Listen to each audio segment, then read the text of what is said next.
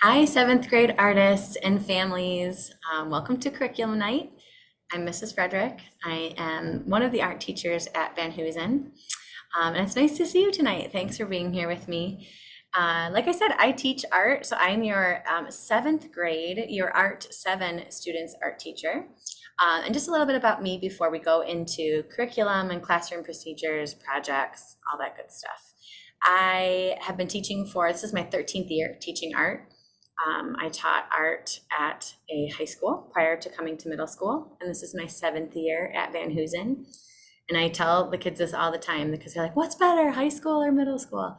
Middle school art by far is just so much fun and just a really cool experience for me and your kids. And I love middle school art because I love all the different varieties of skills that are coming towards me and experiences. Some students I have in our Art 7 class that haven't had art since elementary school, and they're just getting to exploring their creativity again. We get to explore a bunch of different materials and mediums, and I'll get to that as soon as we get into classroom, like the syllabus and procedures and things like that. But yeah, I love teaching in Rochester. I love middle school, and Van Hoosen really just feels like my home. So I love being here with you guys. All right, I'm going to screen share, and I don't want to keep you for too long on this video. So I'm going to do this as quickly and succinctly, but giving you the information you need. Okay, so I'm going to screen share right now, and this is my Google Classroom, or our Google Classroom for 7th grade art. I sent out these the join link and the join code in an email that I sent the week right before school started, maybe a couple days before school started. But this week I'm noticing that some of my students didn't join or just didn't get my intro email at all. So I am kind of getting my students to join Google Classroom in the next couple days. So if your student hasn't joined this yet, they don't know this, that's okay. You'll get the code soon. And then you can have your students share this page with you if you want to see any of this information that I'm sharing more up close. All right, so here's our classwork tab. And a couple things are here right now. So every time we start a new project and I show students either like a hard copy of something or I show them something on my smartboard, it is always duplicated in Google Classroom. That way, let's say they just want to take a look at something closer at home. Maybe they're absent and they're like, oh, I know Mrs. Frederick's going to put this on here if she does something new today, or I just want to take a look at what she did yesterday, kind of a thing. So we're almost finished with this, but this is the first thing we started working on in class. It is learning about the principles of design and writing down and talking about some definitions of color, that's 6th grade, but texture, movement, emphasis, balance, all these really cool concepts that work well together to make your students' artwork just that much better. So we're working on these. So that's in here, but I do kind of want to highlight a few other things too. My classroom expectations and syllabus we'll get to in a second. But I have a folder for our sketch a days. When your student comes into the classroom, they grab their sketchbook and they do their doodle a day or their sketch a day. And the page is in their sketchbook, but then the page is here also. Students are not required to do these sketch days on the weekend or when they're absent, but they can if they want to, especially if you're going to be out of town for a length of time and you want your student to still be creative, or they're just at home for whatever reason. They're like, I guess I can do my sketch a day because that can kind of keep me occupied. Those are here too. And each month they get a different page. So it's kind of a fun thing that we do to start our days together. And then the syllabus and classroom expectations. So I'll pop open the expectations first. And this is on the door as students are walking out. We talked about these expectations the first couple of days of school as well. But it's always important that your students have their sketchbook and something to write with. And I prefer a pencil, but whatever they have is great. And I have pencils in the classroom too, but I like them to be prepared with what they need. So they've got their sketchbook and a pencil to class daily, and then they're ready to go. We're practicing respect for each other, respect for the art materials and our workspace to make sure that learning can happen really fluidly. They know that they need to sign out anytime they leave the classroom. I don't do passes or anything. They just kind of sign out on a clipboard. The students know that they're just water only. If for some reason they need to have a quick snack, there's a lot of different allergies, so I usually don't, but there's different circumstances for different different things that happen. Phones in lockers, we talked about this too. And then we clean up, and they know these cleanup procedures well, and we'll work on these as the semester goes on too. But these are really important things that need to happen in the classroom, like I said, so that learning is really fluid and easy, and we can kind of just keep going and not have to get tripped up on any of these things. Okay, so then we've got syllabus, the Art 7 syllabus. In Art 7, although it is, one step up from Art 6, and I like to get your students to start thinking a little bit more about meaning to their artwork, or like purposeful choices of art making. I don't expect that they come in with any kind of prior knowledge or skills. Every year, whether it's Art 6, Art 7, or Art 8, I just think everybody's kind of starting from a blank slate. And if there are skills that we are building on from 6th and 7th grade, or 6th grade, I always make sure that students kind of know what material was covered and maybe give them little separate demos if they need it.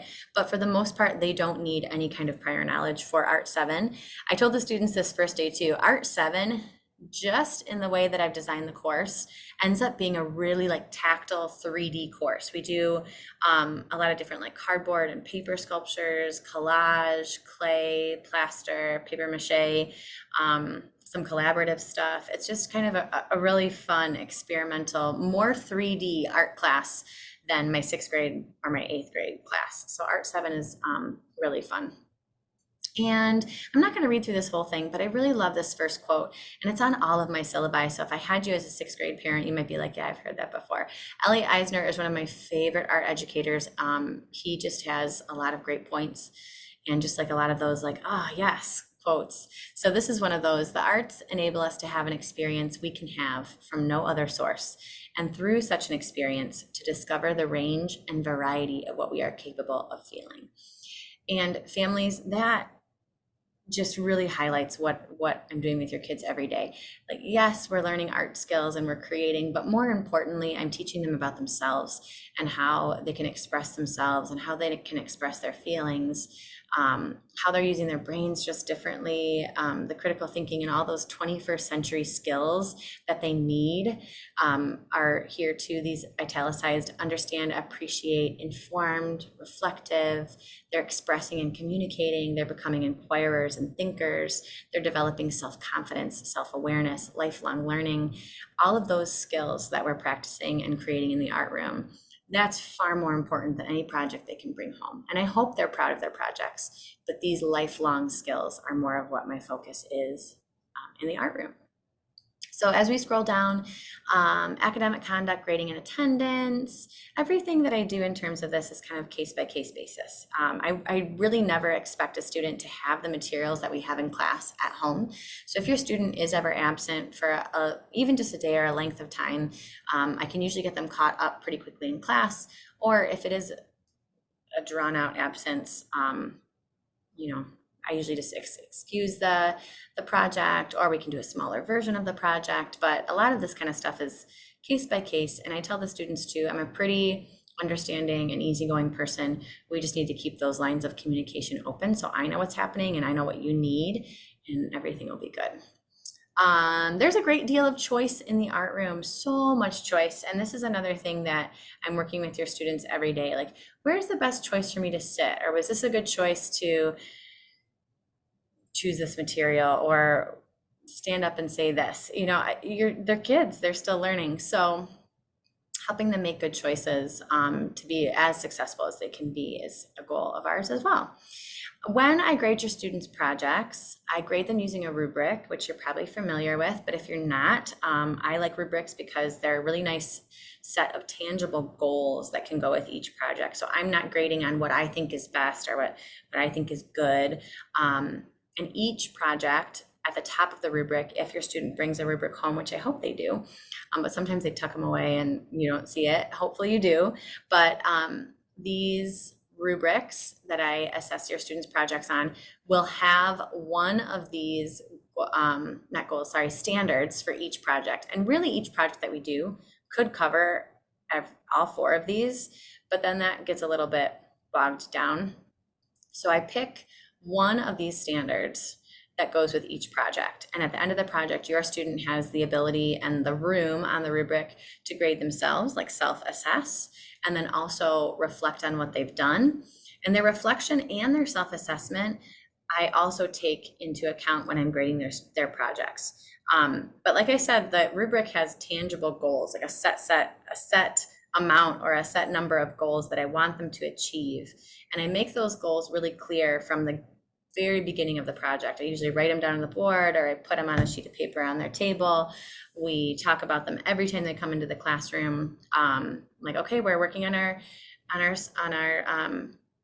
self-portrait, which we don't do in 7th grade art, but let's say we're working on our self-portrait. So they come in, they get the self-portrait. Okay, what are we working on today? We're working on proportion, just to make sure that everybody knows what the goal is for the class period. So there's not really any confusion or a grade that your students wouldn't know why they achieved that grade. And then assessment breakdown, the projects are worth 70%, and their sketchbook work, what they do in their sketchbooks every day, is worth 30% of their grade. So the projects are worth that bigger chunk, because I think that's really where they show their learning, and their sketchbook work is kind of practice. Okay. But I also tell the students, if you are using your class time really well, you're hitting those goals, you're really trying, you're trying your best, you're asking questions when you need it, you don't have to worry about your grade. It's going to be perfect. It's going to be just fine. And even back to that, like making good choices and using those 21st century skills, like the asking questions and inquiring and all of that. So we don't really have to worry too much about your students' grade as long as they're hitting all those things. But if you ever want to talk to me or you do have questions, email is the best way. Our main office line is here, but you can always leave a voicemail if you want. My conference hour is this time period, this 3rd hour time period. But I take attendance every hour, so I have my email open. So if you ever want to reach me and you want me to respond kind of more quickly, I would check my email more quickly than I would my voicemail. So if you ever need anything, or you have questions about something, or you want to see something that maybe your student was talking about, let me know. And that is it for our screen share here. Thank you again so much for being with me tonight, and I hope you have a wonderful rest of your evening.